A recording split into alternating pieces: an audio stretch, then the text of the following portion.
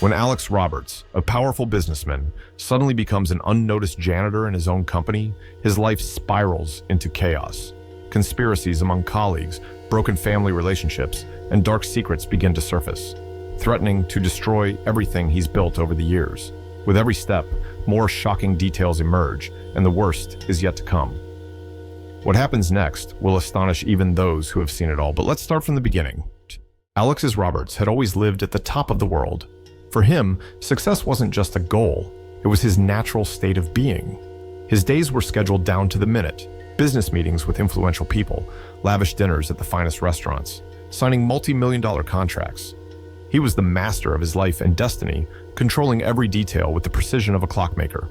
But deep down, he felt like something was missing, though he never allowed himself to dwell on it. This morning started like any other. He woke up in his luxurious bedroom with a panoramic view of the city, took a shower under the warm streams of water, washing away the remnants of sleep and refreshing himself for another day of triumph.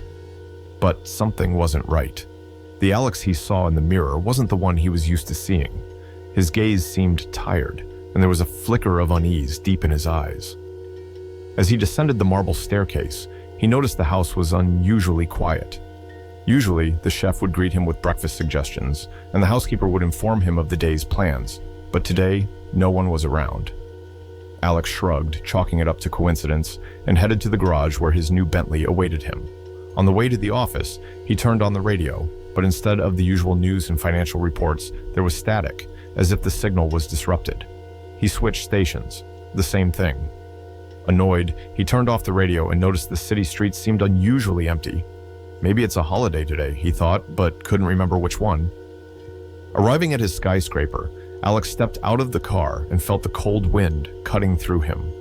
The sky was covered in dark clouds, and there was a strange tension in the air. He walked through the revolving doors and stopped at the reception desk. Behind the counter sat a girl he hadn't seen before. She looked up at him, and in her eyes, there was something between fear and embarrassment. "Good morning," Alex attempted to start the conversation, expecting the usual smile and greeting. The girl nervously nodded and handed him a temporary badge. "Sorry, the system crashed today, so you'll need this pass," she said in a quiet voice. Alex looked at the badge and froze. Instead of CEO, it read Janitor. He looked up at the girl, expecting an explanation, but she had already diverted her eyes, busying herself with paperwork. "Is this some kind of joke?" he asked, but no answer came. At that moment, one of the mid-level managers, Thomas, walked by. Someone who usually went out of his way to greet Alex with a few words, but today, Thomas walked past, throwing, "Hey, you, there's a coffee spill on the 5th floor. Clean it up, will ya?" Alex was stunned. No one recognized him. People who used to hang on his every word now walked by without a glance. It wasn't just strange, it was terrifying. For the first time in his life, he felt invisible. Determined to figure out what was going on, Alex headed for the elevator. But there too, he was in for a surprise. The elevator didn't respond to his card. A group of employees approached, laughing and chatting, and the elevator immediately opened for them. Alex followed, but one of them, a guy in a bright shirt, stopped him. "Sorry, but this elevator is for staff," he said with a smirk.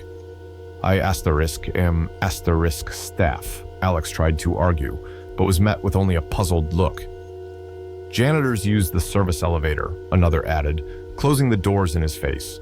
Panic began to rise inside Alex. What was happening? Why didn't anyone recognize him? He decided to take the stairs, hoping to find one of his trusted colleagues. On the 3rd floor, he heard familiar voices. It was his team of top managers. They were gathered in a conference room, talking animatedly.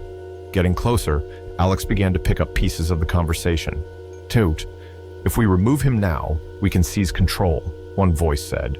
"Agreed. He's become too complacent. The company needs new leadership," another chimed in. Alex couldn't believe his ears. They were planning to overthrow him, his own team. His heart clenched with pain and betrayal. "But what about the employees?" asked the third voice. "They might resist."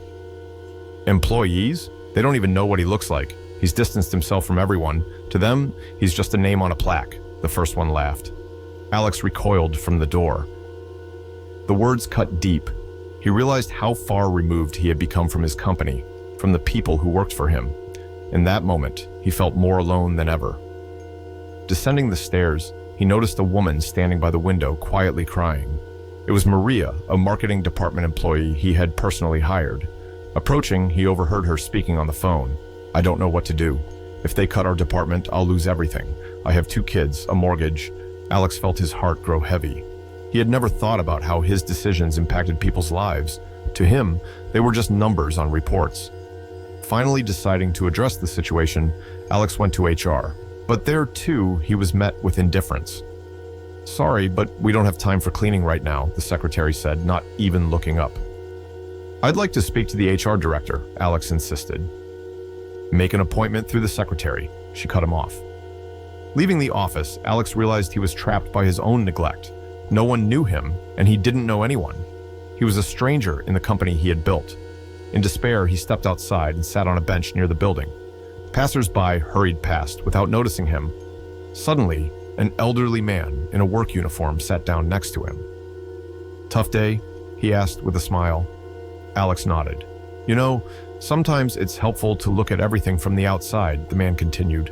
"I've worked here for 30 years and seen people come and go, but the real value is in the people around you, in the little things we often overlook." Alex looked at him and felt something change inside. Maybe this was his chance to fix things? "Thank you. You're right," he replied sincerely. Getting up, Alex felt a surge of energy. He decided to take advantage of this strange situation to rediscover his company, to understand the people, and maybe find a way to make things right.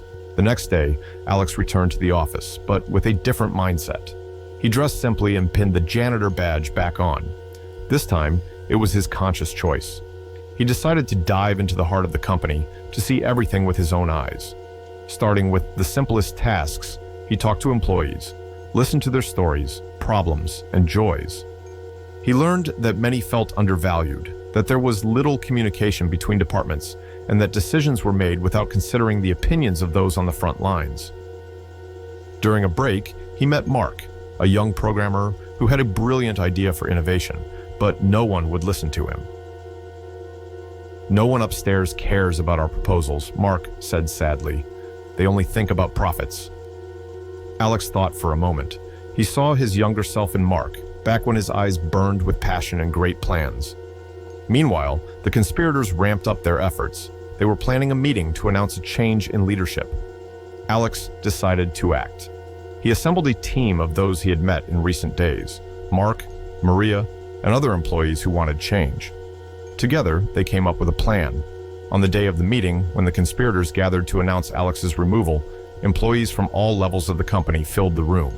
Mark took the stage and began speaking about the problems people were facing, the need for change, and how the company wasn't just about numbers, but about people. The conspirators were stunned. They hadn't expected such support from the employees. At that moment, Alex entered the room, still wearing the janitor's uniform. A whisper spread through the crowd. He walked up to the stage. "I'm Alex Roberts," he began, "and I've spent the last few days getting to know you and the company again. I admit I distanced myself from you, and that's my mistake. But now I see that together, we can achieve great things." The room was silent. Then applause broke out. People saw not an arrogant CEO, but a man who was willing to change and listen.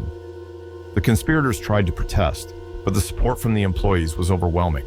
Their plans crumbled. After the meeting, Alex fired those who had tried to destroy the company from within. He appointed Mark as the head of a new innovation department and offered Maria the position of leading a project to improve corporate culture. In the following months, the company transformed. Alex communicated with employees daily, participated in work processes, and implemented the ideas suggested by the team.